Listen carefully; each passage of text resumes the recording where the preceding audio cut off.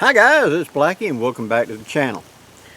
Okay, today continuing with the Canteen Cup cooking series, we're not going to be cooking in this one. We're going to talk about accessories and things like that. Things that you need to make the system work. Okay? Now with our standard Canteen set that we carry, we have some sort of cooking utensil in it, such as a fork, a spoon, a spork, something like that. And then in this accessory pouch you normally carry salt, pepper, other stuff to go in with it. I have added something to my set. I'm going to talk about that. This is a cotton sampler, Rough Rider cotton sampler. You can get these from Smoky Mountain Knife Works. And it's a folding stainless steel blade pocket knife. Now if you look at that tip, it's basically a little bitty butcher knife. The end of it is a butcher knife type blade, and it's perfect for cutting up food, vegetables, stuff like that. So this is riding on the side of the haversack set to be a quick knife to have with that for food prep. I'm still going to be carrying a big old belt knife and etc. But having the small disc knife dedicated for food prep makes life a lot simpler. And it don't take up hardly any space or nothing, and it just rides on the outside of the pouch like that. Now along that same line, and it's starting to rain so I gotta be quick when my camera gets wet. A while back I showed you this. I haven't done the video yet. We're going to carve one of these, but I made this, and it's a little bit crooked intentionally, to use with a Canteen cup to act as something I can squeegee all the food out of it completely. So I've got kind of a slightly rounded tips on it, so it fits in and goes in the very corners to help clean and like squeegee the food out. And on the opposite end I whittled a point for that precision, you know, that dried on piece you got to get out, that cooked on piece a little bit right there of food that kind of dried hard. You can scrape. It's something for cooking and stuff, etc. These can be made in the field real easy, and I made this one fairly quickly, and we will be making one very shortly. But some sort of accessory that allows you to reach all the way to the bottom of the pot, not only for eating but for dishing food out and for cleaning it up. Having that 90-degree edge that I can bear down and act like a squeegee to get all the food out, either from me or to help clean the thing before I actually go to sand and water to clean it. Okay? While I was at Georgia Bushcraft, I happened to get one of these. Now I got this from my friend John Galloway, and down in the description box I'll put his contact on Facebook if you want to get one from him. He's a Marine, he's etc. I really like this guy, and I'd like to give him a shout out. This is where I got it. Now this is produced by a company called FIBpreparedness.com. I'm sure you can get them from them as well. But this is a fairly heavy stainless steel Spork. It's got a serrated edge right there, and then it's got a normal size spoon. It's got a bottle opener, but it's got a pot hook. And that pot hook's the point we're going to talk about in a second. That pot hook allows me to reach up and pick up a pot off the fire nice and easy like that. But where this is going to be very useful in the Canteen Cup cooking series is these butterfly handles, right? I can put this in the fire and put the lid on it to bake, and you're going to see that in a future video. But notice if I'll turn it over, put the back side of the spoon in the palm of your hand, okay? You come in from the side like that and lean back, and you can pick this up out of the fire with that. You can also come in from the side and rotate sideways, and then make sure you can see it, come in from the side and then rotate sideways, and you can pick this up out of a fire with that pot hook.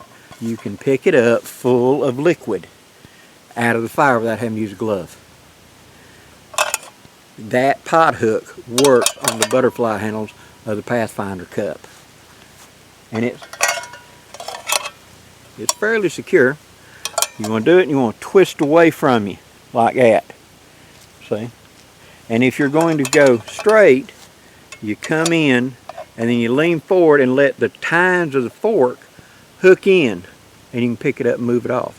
Now, no, you're not going to do cartwheels with this, but this makes for a quick, handy tool that I can pick this out of the fire, because when I'm going to bake in this, where I'm going to put a little bit of heat under it and put a ring of coals all the way around it, by putting that handle sticking straight back, because I'm going to have a lid on it, remember, it makes it easy for me to get out of the fire without having to use a glove. I can reach up, hook this, move this out of the way, and then hook the top and lift it off and check my result. Tap it back down, pick it back up, and set it back in the fire, and not have to put gloves on. That's an advantage.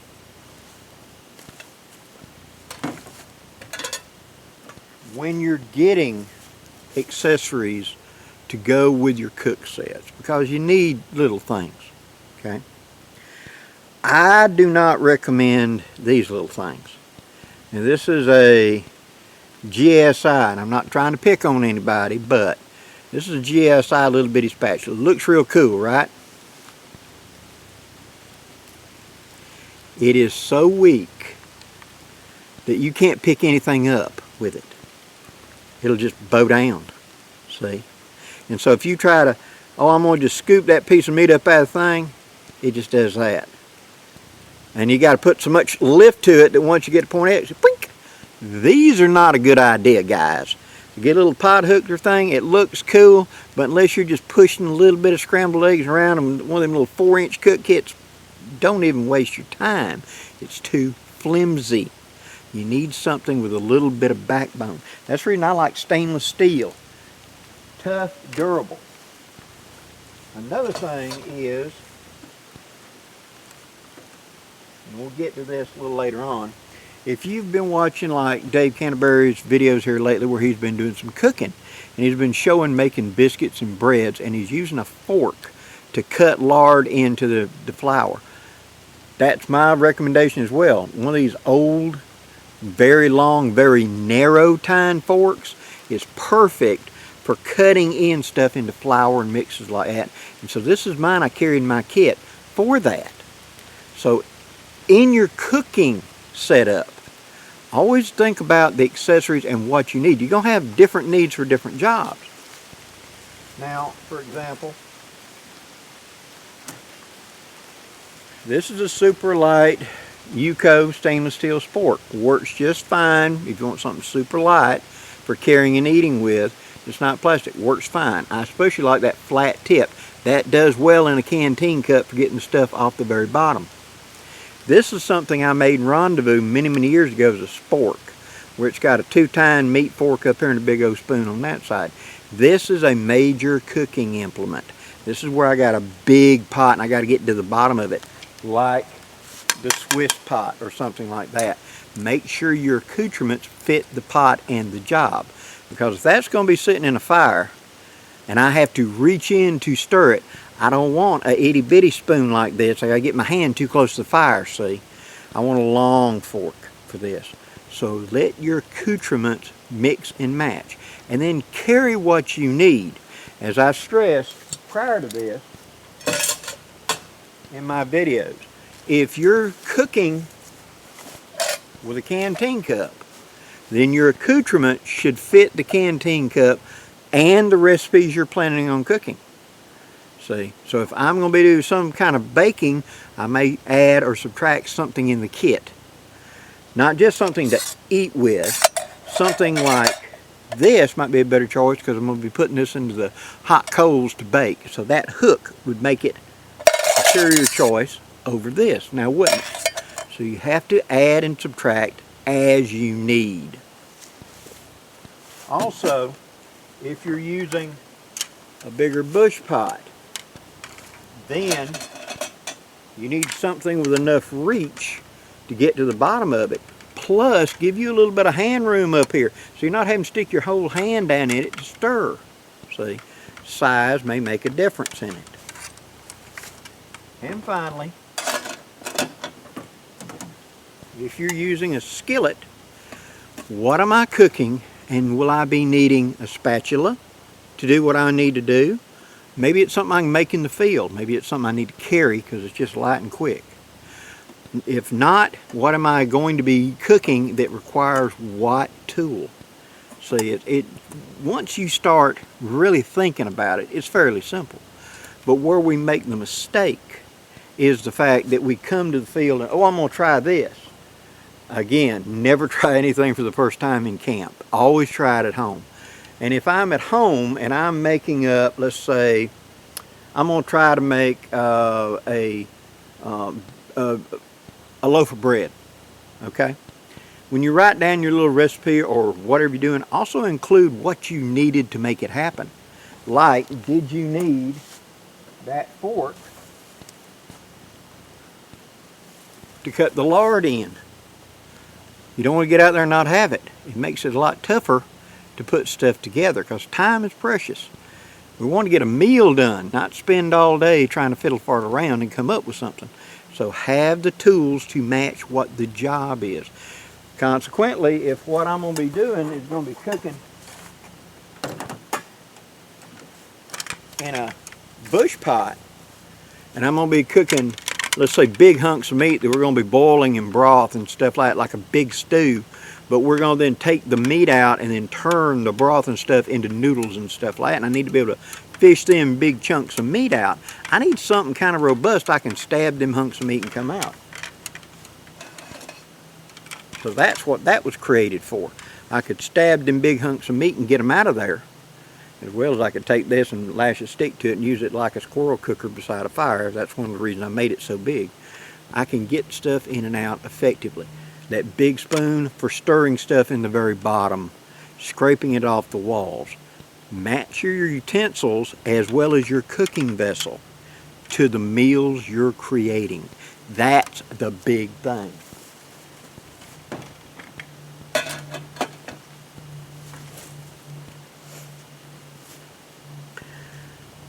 The Canteen cup is perfect for the one person for most meals, and I've demonstrated quite a few meals now, and I've got a few more left to go before we're going to leave it and move to the bush pots.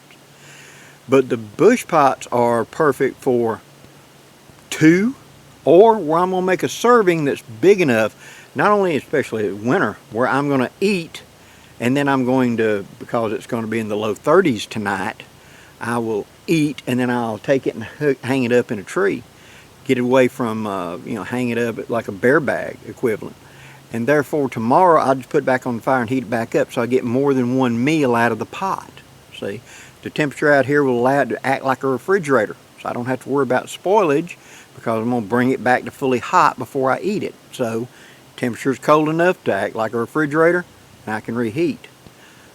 Those steps, those thought processes are one of the major things of cooking. And then when we scale it up to the big stuff, like Dutch ovens, where I'm not just cooking for me, I'm cooking for the camp, or the skillet, where I'm going to cook a stew in a skillet. You can do it just like you do in a bush pot. Can I fry things? Of course. Can I deep fry things? Yep, we're going to do that as well. We're going to deep fry chicken in it and show how we can cook birds, squirrels, stuff like that in camp. Each of my meals should be, first, what is the meal? 2, what cooking vessel do I need? 3, what accoutrements do I need to go with that vessel?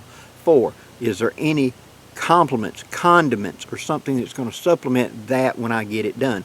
So I'm going to create the fried chicken, and then do I want a sauce to go with it when I'm done that's like barbecue sauce or something like that? Each thing is a step in a process and should be all encompassed into one operation. So we don't have the uh-oh moment of we get out there and then we figure out we don't have an effective way to turn that thing, in that hot oil. Like I need to roll that hunk of meat over and I had this short little old spoon. Big risk of burning, isn't it? I need to avoid the burns. I need to avoid the opportunity like that little bitty junk spatula where you've done all this work and you go to pick it up and you get about halfway up and it starts doing that. That's for show. Even though it was sold in a camping store to be an accessory, a friend of mine gave it to me, and he laughed when he gave it to me because he knew. Because the minute I tried to pick up like a pork chop with it, it did that. That's not accoutrement. I hope you've enjoyed this video, guys. If you like content like this, please hit that like, share, and subscribe. I really appreciate it. Until next time, guys, I'm Blackie wishing you safe journeys. Have a great day, guys.